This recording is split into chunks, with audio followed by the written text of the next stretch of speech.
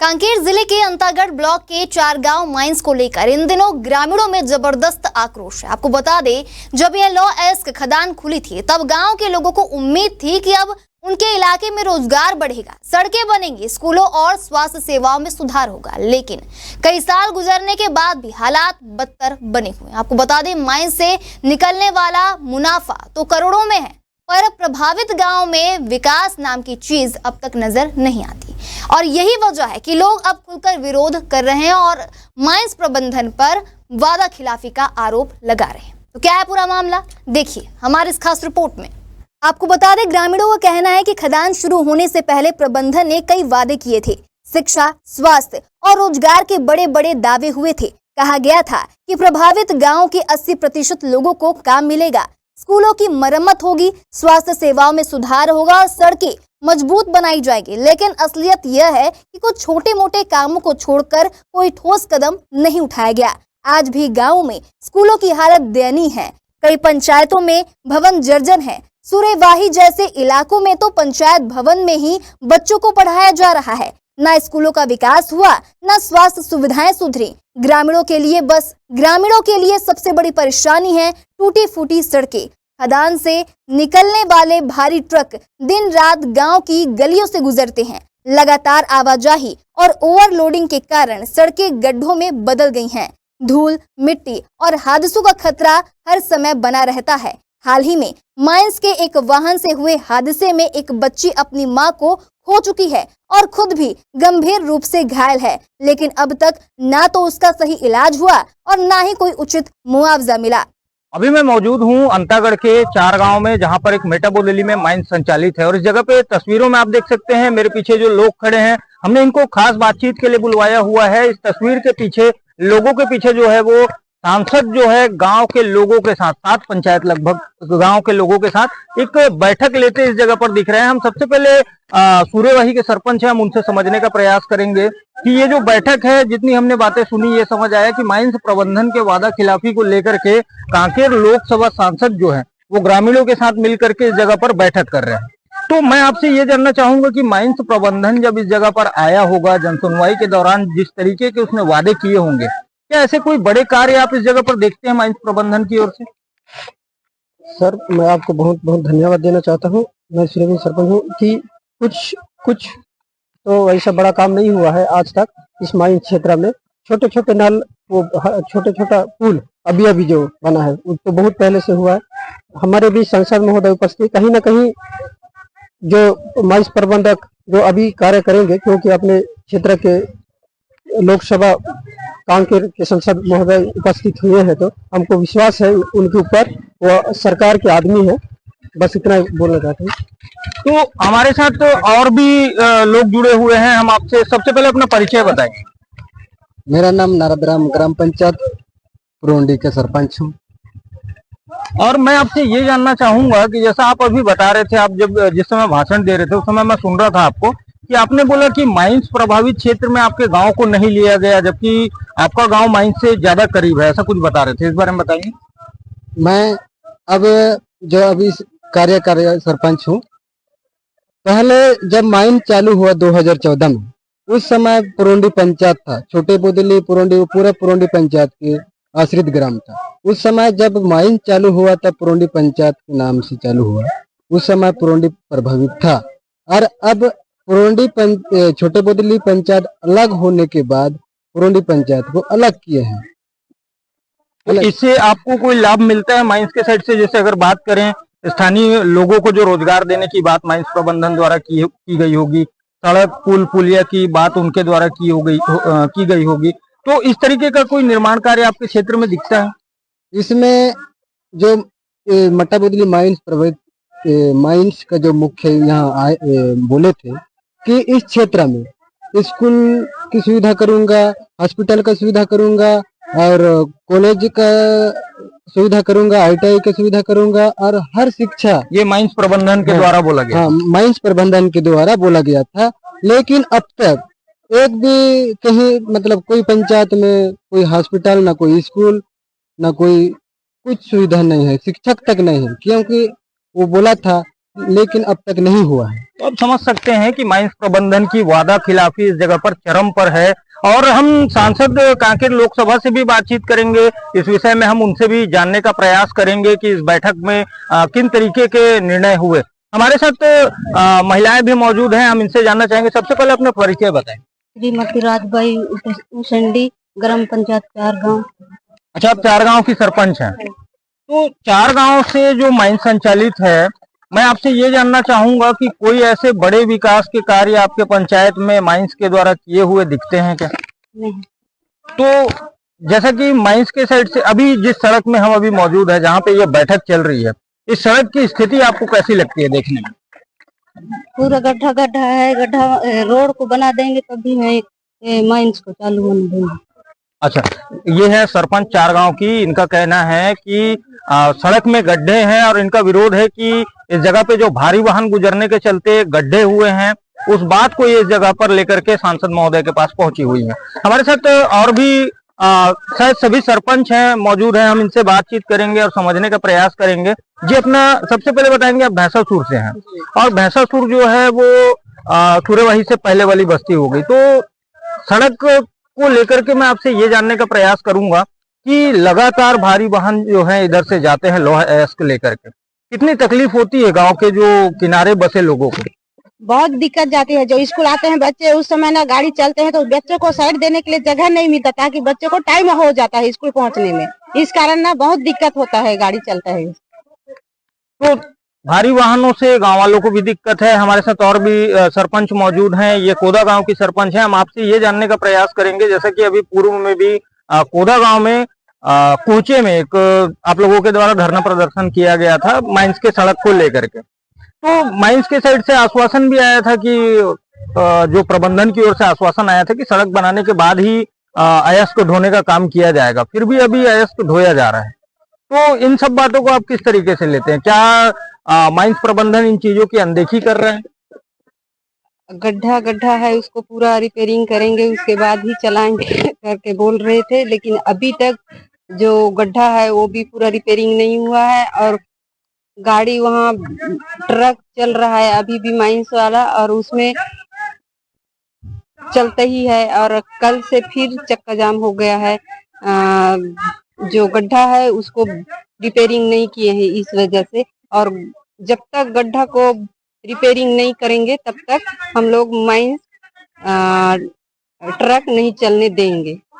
तो ये थे हमारे साथ तमाम उस क्षेत्र के सरपंच हमारे साथ मौजूद थे, जिन्होंने बताया कि इनका विरोध है इस जगह पर कि माइंस प्रबंधन के द्वारा किए गए वादे, किस तरीके से स्वास्थ्य, शिक्षा व्यवस्था, सड़क और जो भी लोकल इंफ्रास्ट्रक्चर में उनकी जो वादे होते हैं, इन बातों को करने का माइंस प्रबंधन ने इन गांव वालों को आश्वासन दिया था, लेकिन आज तक इस जगह पर इस तरीके का कोई कार्य नहीं दिखता। देखिए, इसमें जो माइंस के जो द्वारा वादे किए थे वो अभी तक एक भी काम हुआ नहीं है और अभी तक प्रगति में भी नहीं है। तो इससे हमारे जो पंचायत है, हमारे जो ग्रामीण लोगों को है, वो पूरी तरह से एक तरह बोला जाए तो बेवकूफ़ बना के ही माल को ले जा रहे। तो ये चीज़ मतलब जो बोला गया है वो चीज़ होना चाहिए। उन लोग जो ले जा रहे हैं माल, तो हमारे रोड है मेटाबोदिली से अंतागढ़ जो मार्ग है वो चीज़ बनना चाहिए। इसमें क्या है, हम लोग बैंक काम से जाते हैं तो बहुत ज़्यादा प्रभावित होते हैं रोड से गुजरने के लिए। इनका कहना है किसी भी कार्य को लेकर के अगर ये ब्लॉक मुख्यालय अंतागढ़ आते हैं तो सड़क की दुर्दशा इतनी मतलब सड़क की स्थिति इतनी खराब है कि काफ़ी तकलीफ़ों का सामना इन्हें करना पड़ता है, और उन तकलीफ़ों में 4 चांद लगाती है वो भारी और अयस्क ले जा रही वाहन। मैं आपसे ये भी समझने का प्रयास करूँगा कि जो स्थानीय युवा हैं कितने संतुष्ट हैं माइंस प्रबंधन की ओर से दिए गए रोजगार को लेके, कितने लोगों को मिला होगा? देखिए, स्थानीय बेरोजगारों को तो अभी तक नहीं रखे हैं। मेटाबोदिली से मुश्किल से 10 से 15 लोगों को ही सिर्फ दिया गया है। उसके बाद अपना आश्रित ग्राम छोटे बोदिली है, मांझी कुर्सबोड़ी है, मनहाकाल है, 4-5 गांव है। यहाँ से एक भी युवा बेरोजगार लोग हैं, उन लोग को एक को भी रोजगार नहीं मिला है। तो अभी जो है सांसद बैठक ले रहे थे, क्या कुछ चर्चाएं हुई गांव वालों और सांसद के बीच में?